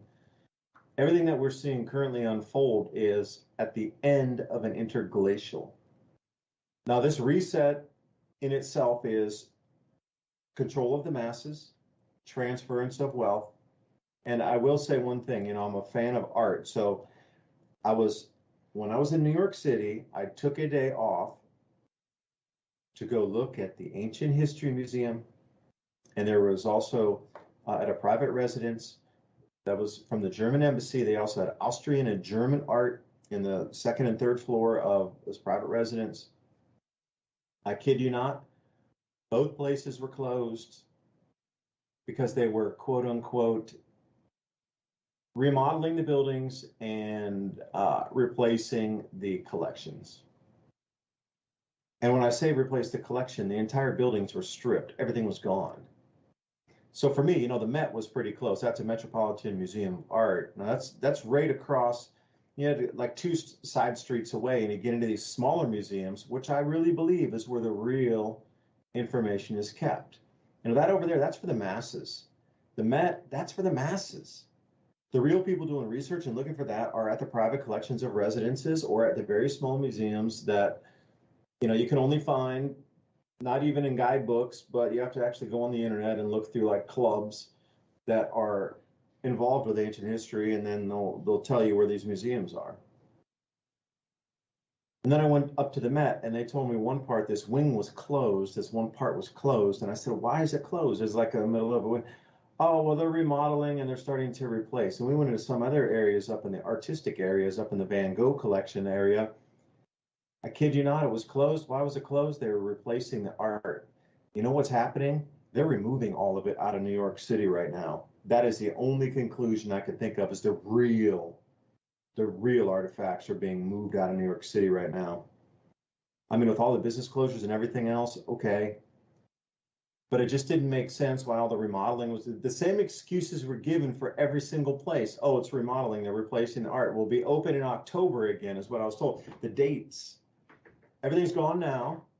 Everything's going to be replaced. All the remodeling, reconstruction, and the reopening will happen in October of this year. I was thinking, that's really coincidental. To move all the art out all at the same time, what's going on there? Because again, if you were at the end of the civilization time frame, you would not build anything to last. It wouldn't make a difference anyway. You're coming into the cataclysm phase at the end of an interglacial. And, one of the crazy thoughts, Ransom, when you were talking last time was, what is this Rubik's Cube of possibilities of land masses being above or below water? How deep or how shallow are they? And how much crust has been uplifted or downplaced? And how many degrees has the Earth shifted on the pole in itself? Now, think about that combination alone of what we're missing on the planet. Like recreational scuba divers, 130 feet, maybe if you're doing nitrox.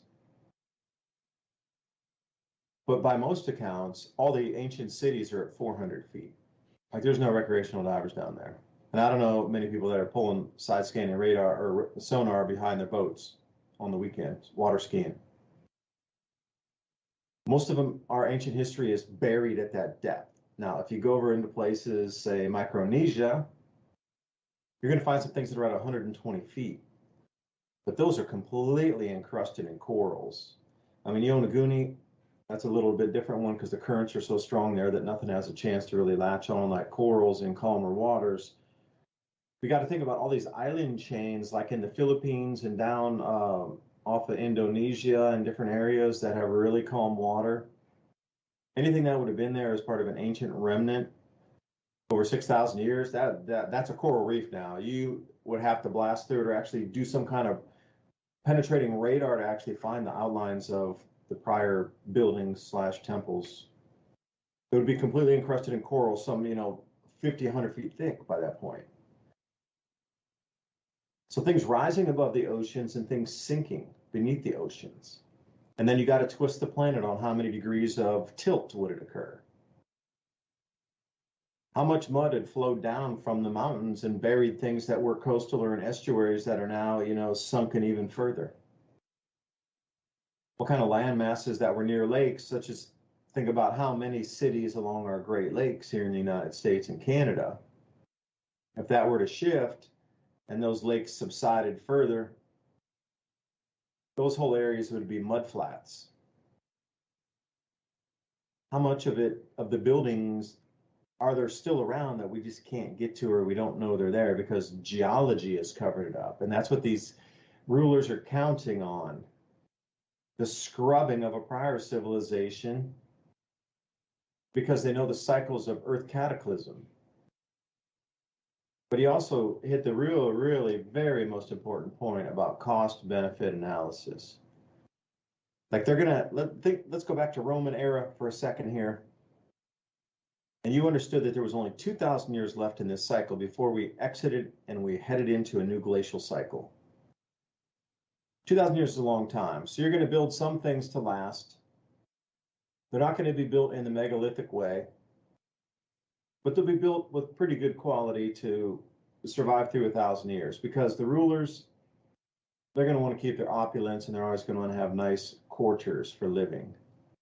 But as we get into this day and this time, there is nothing of quality. You know, around New York City, all the buildings are glass, they're reflective, but a major earthquake there and all that glass is going to come screaming down, and it won't take too long for those iron beams to rust into nothing. The only thing that might be left is maybe some of those bridge stanchions or the underpinnings of a highway system, of an 8-lane highway, you know, those really girthy, gigantic concrete monstrosities that they put together to hold up a 8-lane highway. That's what would be left of our present civilization. And if you came stumbled across that in 10,000 years, what would it be? It would be a megalithic block from this period of time. But there'd be nothing else around it. It wouldn't make sense. It would just be there by itself, and you'd find all the rebar inside, and you're like, well, they must have had some technology. They got rebar in there. They're a very advanced society. Where's the rest of the culture? Where's the rest of it? Oh, it got washed away, and most of it was brittle junk, and there was only a couple big pieces that survived. And another thing about going to the Met Museum, which, by the way, it's a beautiful place. I highly encourage anybody to go, because there's some nuggets in there. I found some Sufi star books in there, and I was like, yo, astrolab lovers out there, or astrolabs, I should say. There's some nuggets around in the museum. You just have to go look for it. I found like 5 or 6 amazing things in there that I'm actually going to do videos on here coming up this week.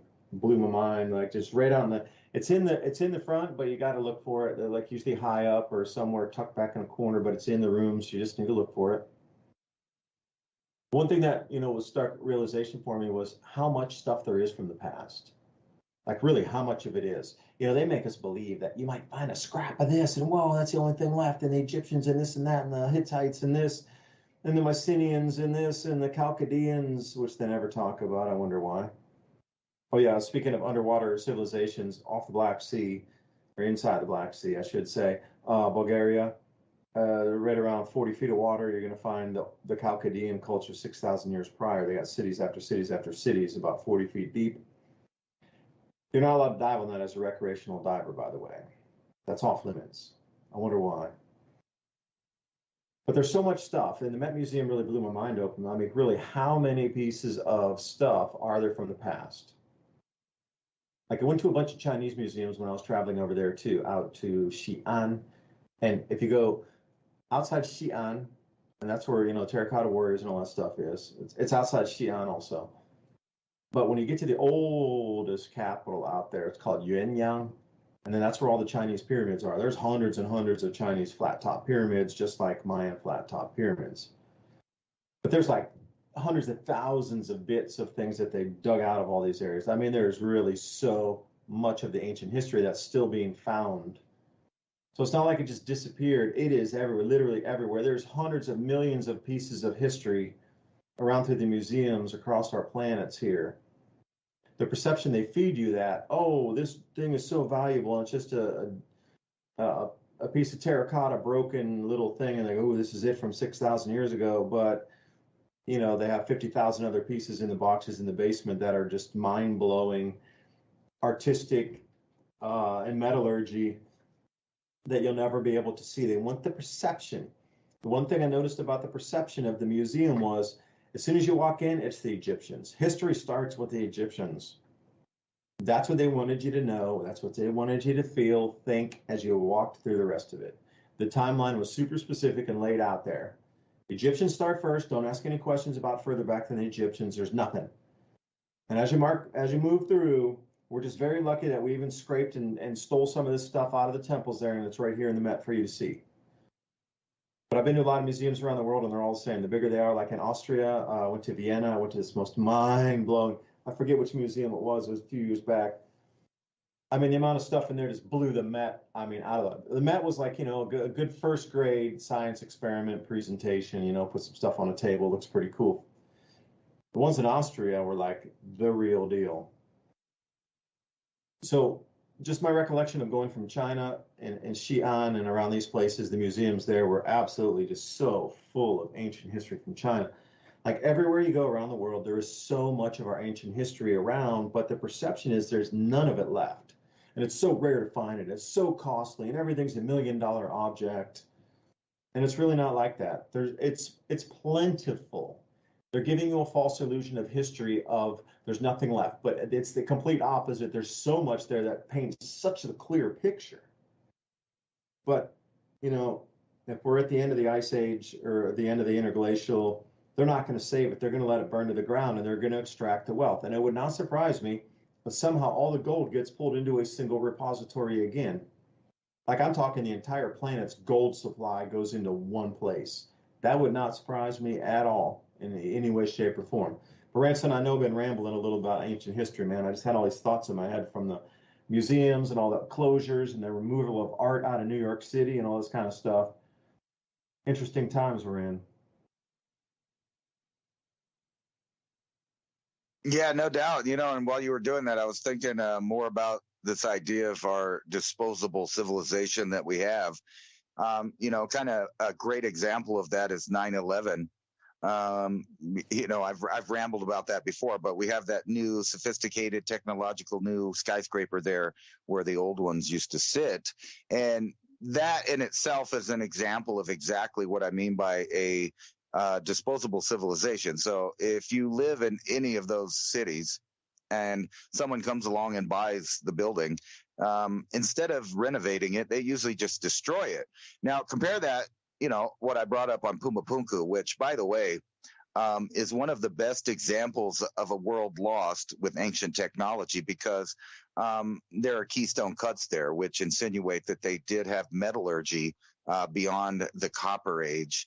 Also, there were what appears to be refining facilities that they were using the lake's water for to separate metals. So there was some kind of metallurgy project going on there. And then also you see the megalithic stones that have cuts that we cannot copy to this day. And matter of fact, people have done experiments cutting it with lasers, cutting it with diamond bit tools, and cutting it with water, etc. And none of them match the precision and cut on those stones. On top of that, we talk a lot about the events going on electromagnetically with the earth and the sun and what's going on. Whichever generation of people were living in this technologically advanced time seem to have some kind of really thumb on the idea of electromagnetism and how it interacts with the earth.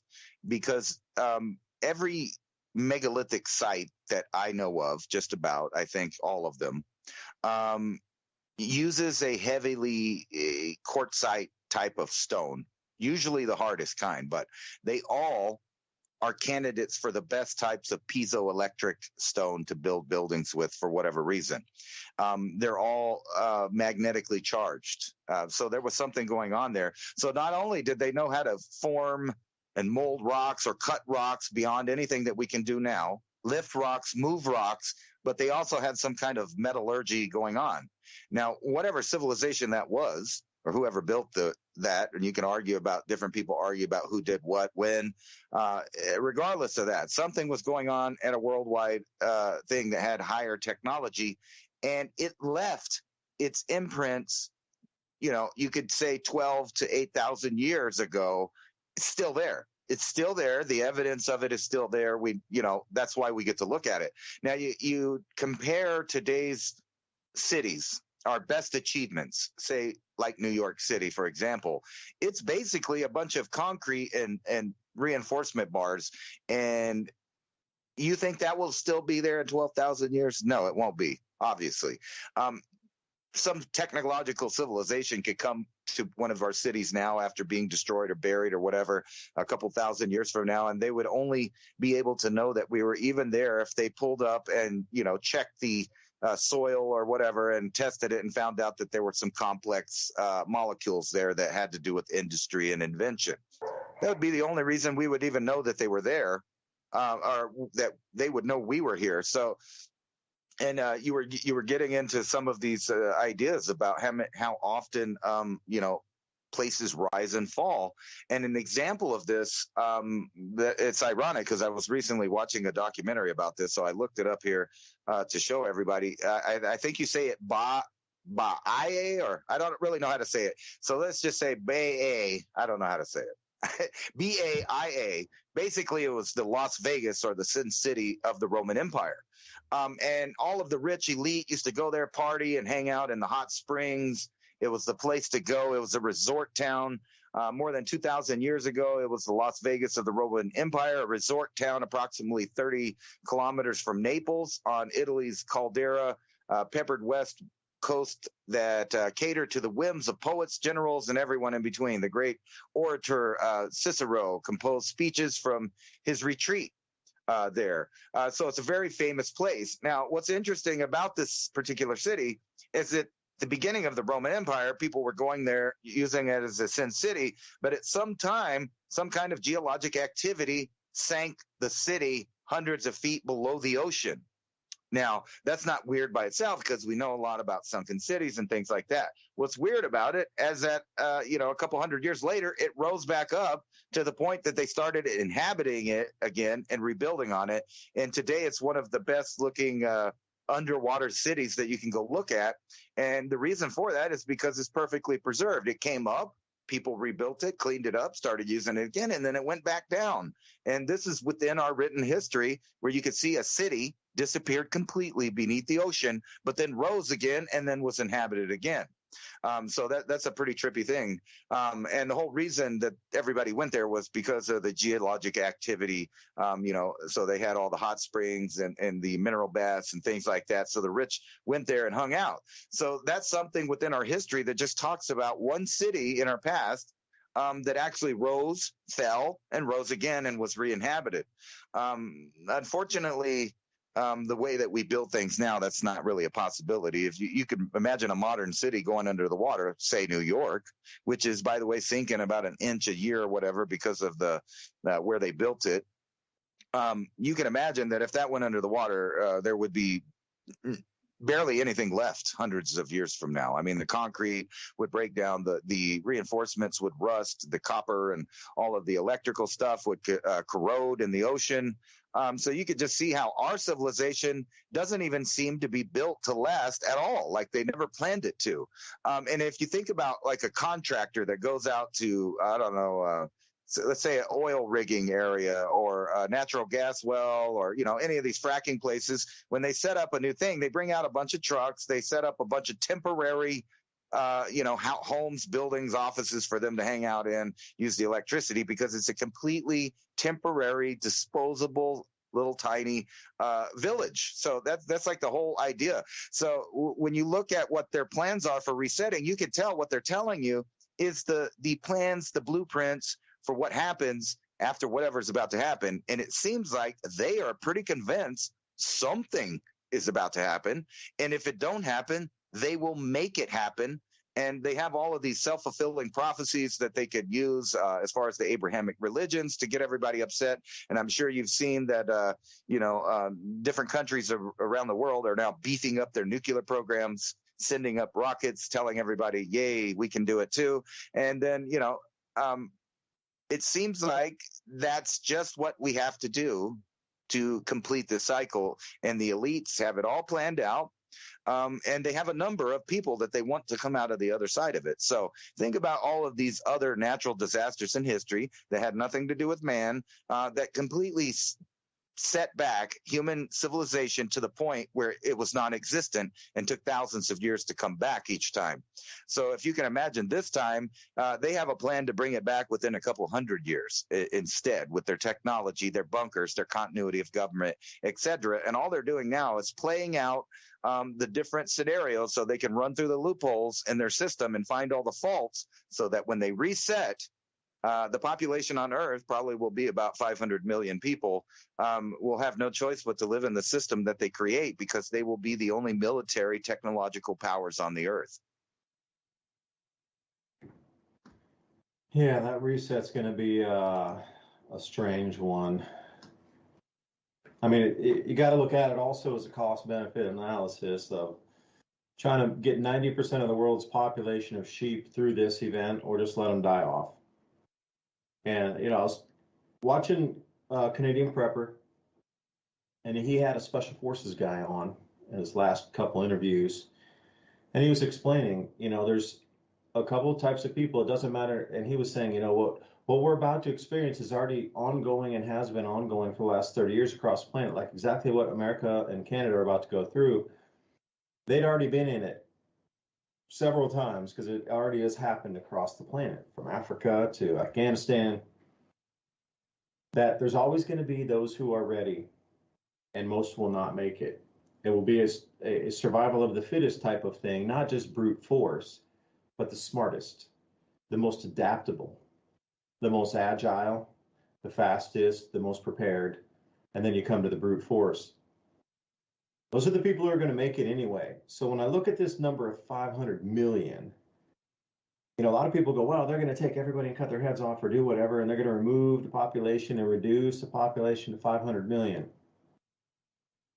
I am of the absolute belief now that the die-off will be natural, and those that are prepared will live through this, and the people that are left will be those 500 million.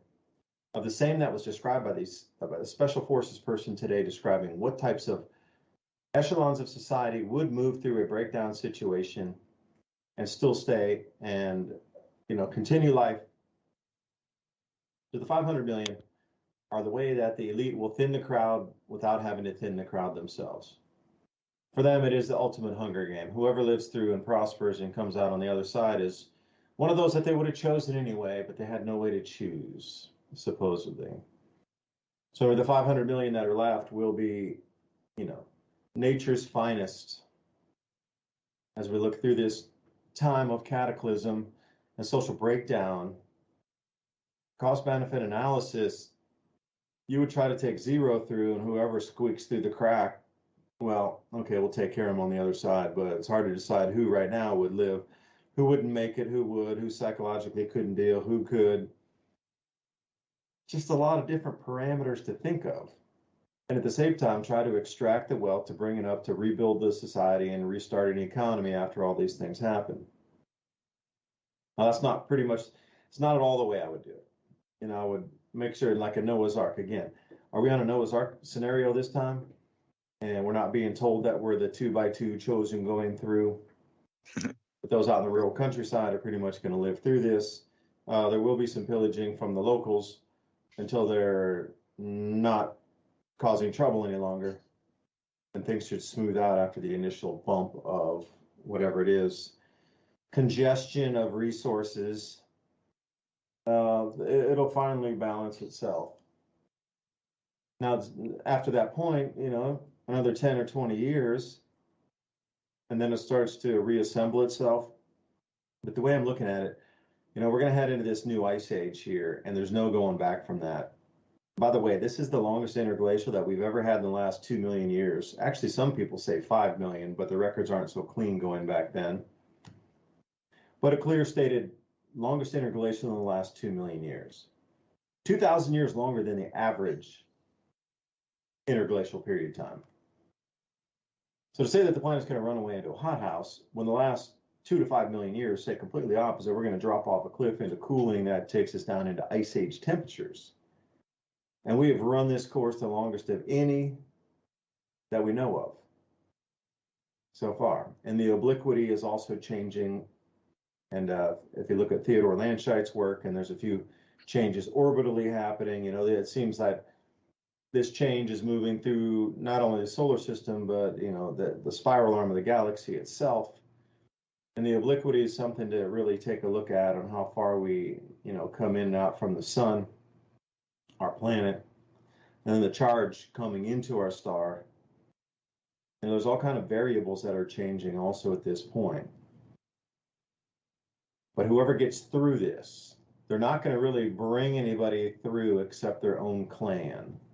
And I saw that in New York City too. That's one thing that I noticed. I was downtown Manhattan. I was, where was I? I was down near Central Station. I went into a couple of these really old churches, that were definitely Tartarian built. These things were not built in the 1800s as they said they were. There's no way. Impossible. I was like an ant on the floor of these grand cathedrals. And when I was down there, I saw a bunch of, entitled money people walking around, kids basically, with their little beat up loafers on. They were part of the money club. And what I realized is there are always going to be hubs of, however bad it gets, there's going to be money hubs and those to oversee the economy that are entitled, those families that have been there in place for generations or centuries. Their offspring will always man those positions. And I saw that in New York City so clean, it was just like blew me in the face again. I had so many epiphanies there that the overseers of the economy have their outposts. New York City will always be manned outposts. Of course, they get a good quality of life, but if any kind of natural disaster on a cataclysmic cycle, they're going to pull out as well. But what I saw was that money class. In Hong Kong, the same thing during COVID. There were people who never left that should have. And I was always wondering, why did they stay? Well, they were the money class that was supposed to man the post. And this is it. Like the world is much more complex than we give it credit for being, and our history is way longer. And there's rulers out there that are unexplained how all this wealth continues to stay in their hands unless it's planned over the millennia. So I don't know, Ransom, is that, if you were the ruler of a planet, would you just keep your money class, pull it back, keep your government intact, keep your military intact, continuity government? Yep, that full core stays as the resetting force for the new world. Leave everybody up on the planet's surface, and whoever survives, they were the ones smart enough that were meant to survive anyway. We don't even have to spend the time to choose who does or who lives. We'll just let them all fight it out and see who's left over when we pop up in 20 years. Well, better yet, we could just do it by design now, technologically. I mean, you talked about Noah's Ark, which is funny, as I was thinking that exactly right before you said that, of the scenario of today's technological reality, that if something happened that knocked out the majority of the population, say 90%, we got down to a number of 500,000 remaining survivors, it wouldn't take very long for the powers to be to set up some temporary station. They already proved they can do it. Tinker with the DNA, design a new, all the animals that have lost. They have cataloged it, all of the people. They have taken their blood. They have all the genetic material and information that they need. They just set up a facility. It take them about, a couple of years to get it going. And then in 20 years, you have a new generation of people, a brand new generation of designed people on top of the 500 million people. And then guess what? We also have the technology to get rid of that other 500 million slowly while it gets replaced by the, new designer human beings that can be engineered now. Just think about that. It will only take 20 years for one generation to be the young people that are running the forces of the continuity in government. They can have massive amounts of resources in just 20 to 40 years, first and second generation of people. So, in the past, it might have taken thousands of years to rebound. This time, it may only take 50 years. And then in the end of that, we have the power now to create semi-life forms, I'll put it that way, and spread them around the world in record time to get rid of any remaining outliers that might be out there claiming ownership of lands and resources. Yeah, the size of the land is going to be constricted on the planet too, because if we do go into an ice age or a cooling of that proportion, anything up to say 40 north is going to be icy. Yeah, the world's population will be constricted down to probably like 25 north, 25 south, and that's it. There might be a couple secluded areas that are, sort of micro pockets like it was in Alaska was ice free during the last ice age, and that's with the land bridge Bering Strait, quote unquote. But the amount of usable land would shrink greatly during an ice age on this planet. So you have to think, okay, well, maybe they're pre-planning for an ice age onset, and then, the carrying capacity couldn't do it. How are you going to carry that many? You can't. Again, you're going to have to reconstrict the population for the constriction of the arable lands and the usable lands based on how much ice-free land surface there is. Because, there's probably more artifacts around the equator, and we have to go back and find the previous equator from the last pole shift. Geophysical, not geomagnetic, but the actual geophysical pole shift. Anyway, Dave DuByne, Ransom Godwin signing off.